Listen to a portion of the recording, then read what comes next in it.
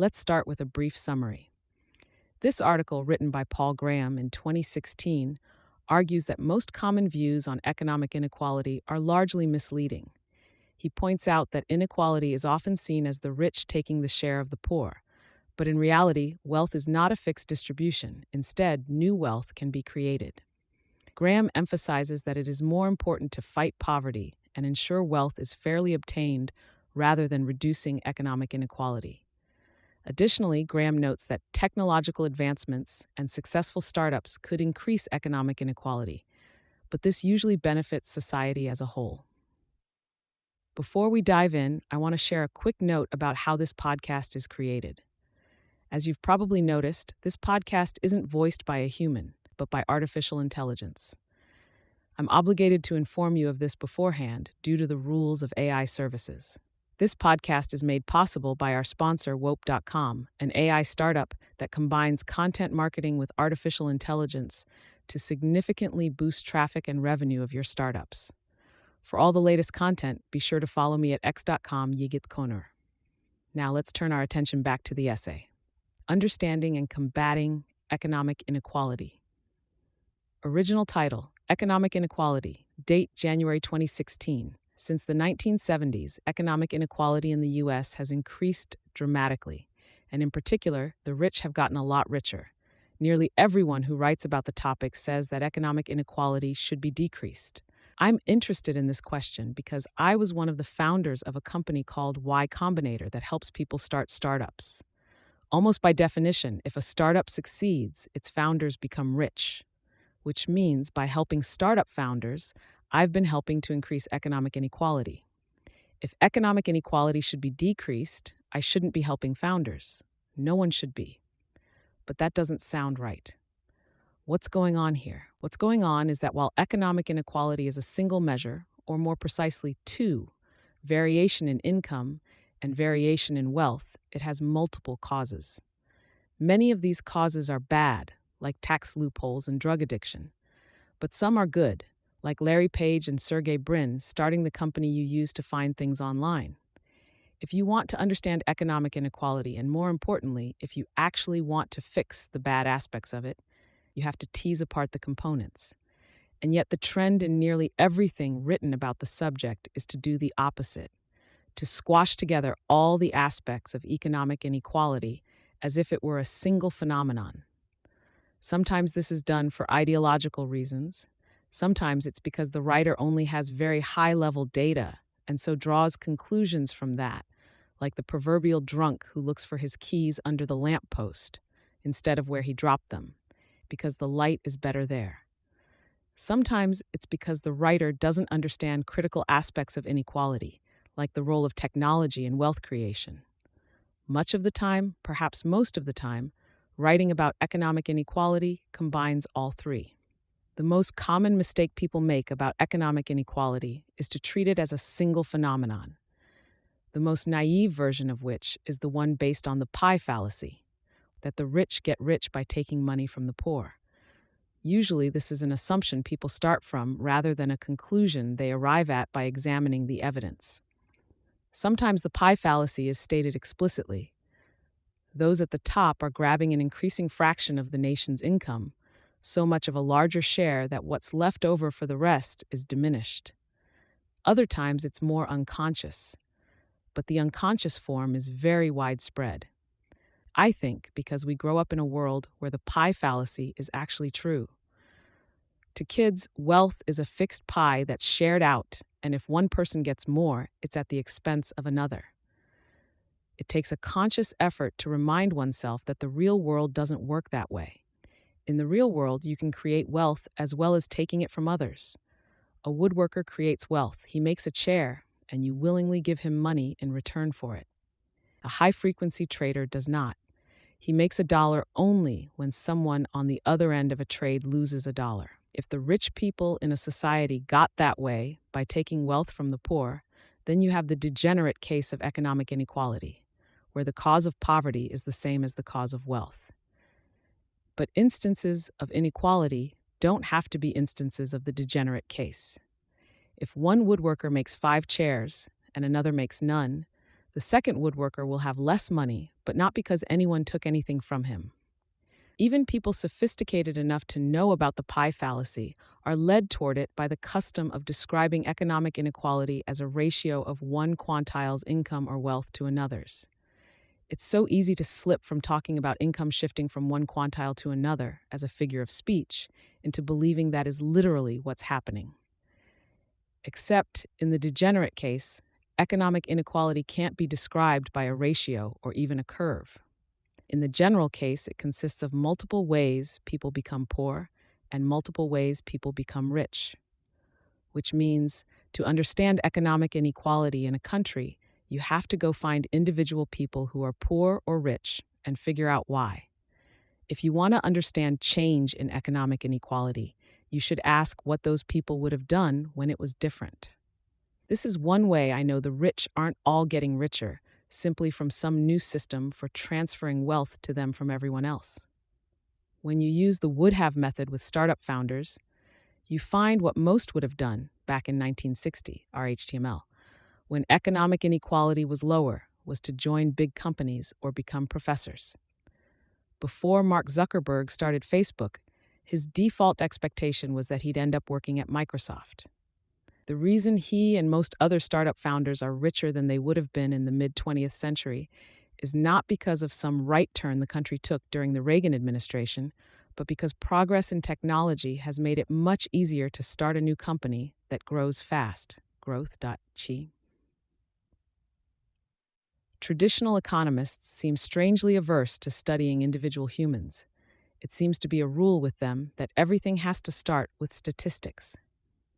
So they give you very precise numbers about variation in wealth and income, then follow it with the most naive speculation about the underlying causes. But while there are a lot of people who get rich through rent-seeking of various forms, and a lot who get rich by playing zero-sum games, there are also a significant number who get rich by creating wealth. And creating wealth as a source of economic inequality is different from taking it, not just morally, but also practically, in the sense that it is harder to eradicate. One reason is that variation in productivity is accelerating. The rate at which individuals can create wealth depends on the technology available to them, and that grows exponentially. The other reason creating wealth is such a tenacious source of inequality is that it can expand to accommodate a lot of people. I'm all for shutting down the crooked ways to get rich. But that won't eliminate great variations in wealth, because as long as you leave open the option of getting rich by creating wealth, people who want to get rich will do that instead. Most people who get rich tend to be fairly driven. Whatever their other flaws, laziness is usually not one of them. Suppose new policies make it hard to make a fortune in finance. Does it seem plausible that the people who currently go into finance to make their fortunes will continue to do so, but be content to work for ordinary salaries? The reason they go into finance is not because they love finance, but because they want to get rich. If the only way left to get rich is to start startups, they'll start startups. They'll do well at it too, because determination is the main factor in the success of a startup. And while it would probably be a good thing for the world if people who wanted to get rich switched from playing zero-sum games to creating wealth, that would not only not eliminate great variations in wealth, but might even exacerbate them. In a zero-sum game, there is at least a limit to the upside. Plus, a lot of the new startups would create new technology that further accelerated variation in productivity. Variation in productivity is far from the only source of economic inequality, but it is the irreducible core of it, in the sense that you'll have that left when you eliminate all other sources. And if you do, that core will be big, because it will have expanded to include the efforts of all the refugees. Plus, it will have a large Baumol penumbra around it. Anyone who could get rich by creating wealth on their own account will have to be paid enough to prevent them from doing it. You can't prevent great variations in wealth without preventing people from getting rich. And you can't do that without preventing them from starting startups. So let's be clear about that. Eliminating great variations in wealth would mean eliminating startups. And that doesn't seem a wise move. especially since it would only mean you eliminated startups in your own country. Ambitious people already move halfway around the world to further their careers, and startups can operate from anywhere nowadays. So if you made it impossible to get rich by creating wealth in your country, people who wanted to do that would just leave and do it somewhere else, which would certainly get you a lower Gini coefficient, along with a lesson in being careful what you ask for. I think rising economic inequality is the inevitable fate of countries that don't choose something worse. We had a 40-year stretch in the middle of the 20th century that convinced some people otherwise. But as I explained in the refragmentation, that was an anomaly, a unique combination of circumstances that compressed American society not just economically, but culturally too. And while some of the growth in economic inequality we've seen since then has been due to bad behavior of various kinds, there has simultaneously been a huge increase in individuals' ability to create wealth. Startups are almost entirely a product of this period. And even within the startup world, there has been a qualitative change in the last 10 years. Technology has decreased the cost of starting a startup so much that founders now have the upper hand over investors. Founders get less diluted, and it is now common for them to retain board control.html, as well. Both further increase economic inequality, the former because founders own more stock, and the latter because, as investors have learned, founders tend to be better at running their companies than investors. While the surface manifestations change, the underlying forces are very, very old. The acceleration of productivity we see in Silicon Valley has been happening for thousands of years. If you look at the history of stone tools, technology was already accelerating in the Mesolithic. The acceleration would have been too slow to perceive in one lifetime. Such is the nature of the leftmost part of an exponential curve. But it was the same curve. You do not want to design your society in a way that's incompatible with this curve. The evolution of technology is one of the most powerful forces in history. Louis Brandeis said, "We may have democracy or we may have wealth concentrated in the hands of a few, but we can't have both." That sounds plausible, but if I have to choose between ignoring him and ignoring an exponential curve that has been operating for thousands of years, I'll bet on the curve. Ignoring any trend that has been operating for thousands of years is dangerous. But exponential growth, especially, tends to bite you.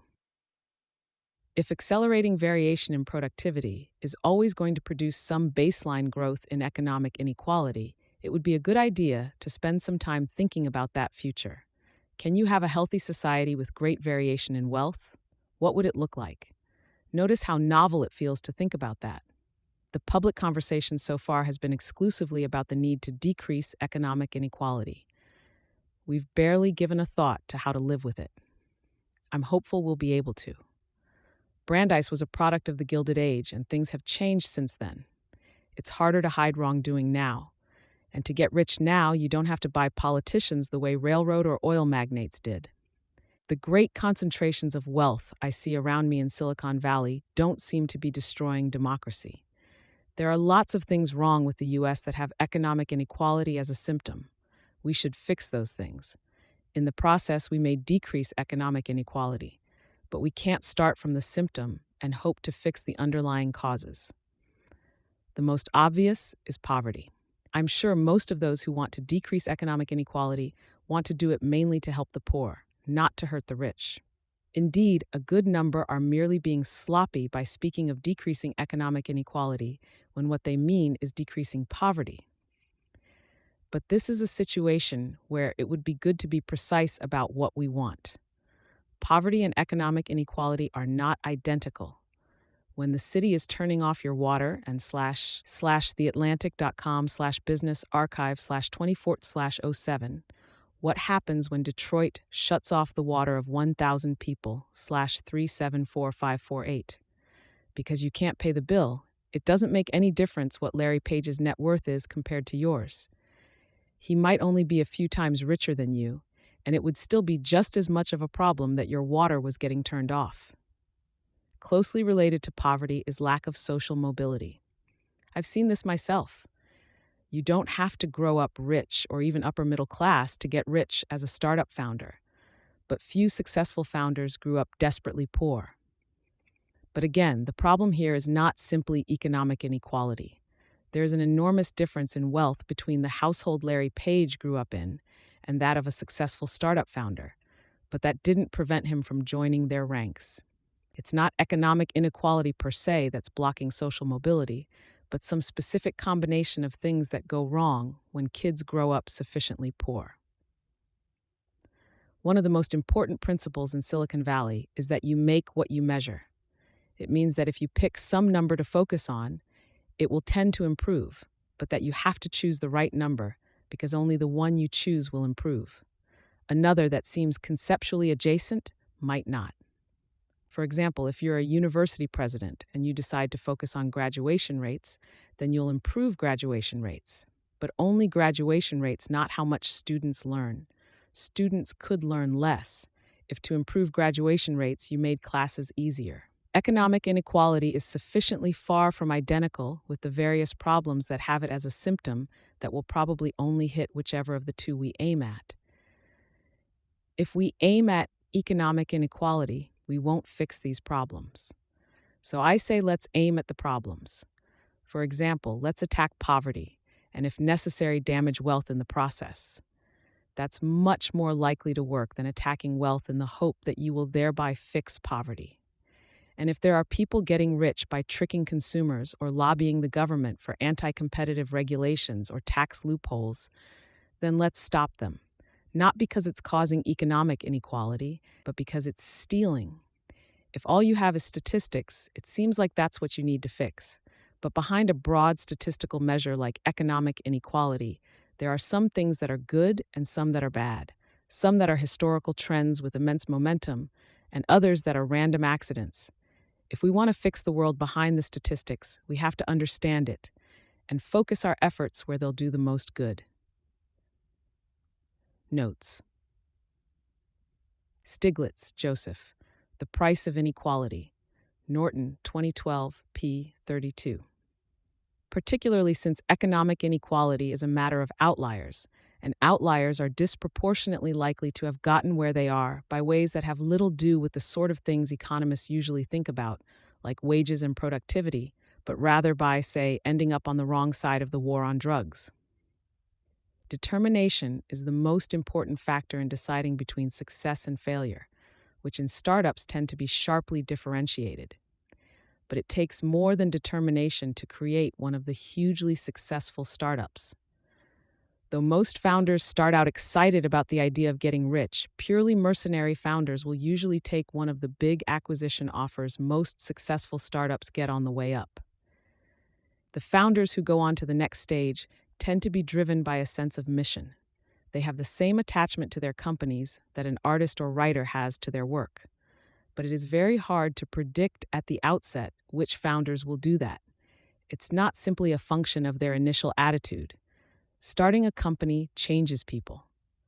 After reading a draft of this essay, Richard Florida told me how he had once talked to a group of Europeans who said they wanted to make Europe more entrepreneurial and more like Silicon Valley. I said, by definition, this will give you more inequality. They thought I was insane. They could not process it. Economic inequality has been decreasing globally, but this is mainly due to the erosion of the kleptocracies that formerly dominated all the poorer countries. Once the playing field is leveler politically, we'll see economic inequality start to rise again. The U.S. is the bellwether. The situation we face here, the rest of the world will sooner or later. Some people still get rich by buying politicians. My point is that it's no longer a precondition. As well as problems that have economic inequality as a symptom, there are those that have it as a cause. But in most, if not all, economic inequality is not the primary cause. There is usually some injustice that is allowing economic inequality to turn into other forms of inequality. And that injustice is what we need to fix. For example, the police in the U.S. treat the poor worse than the rich. But the solution is not to make people richer. It's to make the police treat people more equitably. Otherwise, they'll continue to maltreat people who are weak in other ways. Some who read this essay will say that I'm clueless or even being deliberately misleading by focusing so much on the richer end of economic inequality, that economic inequality is really about poverty. But that is exactly the point I'm making, though sloppier language than I'd use to make it. The real problem is poverty, not economic inequality. And if you conflate them, you're aiming at the wrong target. Others will say I'm clueless or being misleading by focusing on people who get rich by creating wealth, that startups aren't the problem, but corrupt practices in finance, healthcare, and so on. Once again, that is exactly my point. The problem is not economic inequality, but those specific abuses. It's a strange task to write an essay about why something isn't the problem, but that's the situation you find yourself in when so many people mistakenly think it is, particularly since many causes of poverty are only partially driven by people trying to make money from them.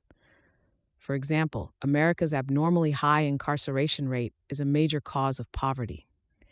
But although profit prison companies, class streng, www.washingtonpost.com/2015-04-28, how for-profit prisons have become the biggest lobby no one is talking about, and prison guard unions, splash.com/articles 41531's Unions of the Snake, how California's prison guards subvert democracy. Both spend a lot lobbying for harsh sentencing laws. They are not the original source of them. Incidentally, tax loopholes are definitely not a product of some power shift due to recent increases in economic inequality. The golden age of economic equality in the mid-20th century was also the golden age of tax avoidance. Indeed, it was so widespread and so effective that I'm skeptical whether economic inequality was really so low then as we think. In a period when people are trying to hide wealth from the government, it will tend to be hidden from statistics too. One sign of the potential magnitude of the problem is the discrepancy between government receipts as a percentage of GDP, which have remained more or less constant during the entire period from the end of World War II to the present, and tax rates which have varied dramatically. Thanks to Sam Altman, Tiffany Ashley Bell, Patrick Collison, Ron Conway, Richard Florida, Ben Horowitz, Jessica Livingston, Robert Morris, Tim O'Reilly, Max Roser, and Alexia Tsatsis for reading drafts of this. Note, this is a new version from which I removed a pair of metaphors that made a lot of people mad, essentially by macro-expanding them. If anyone wants to see the old version, I put it here, inequal.html. Related, Tontorli.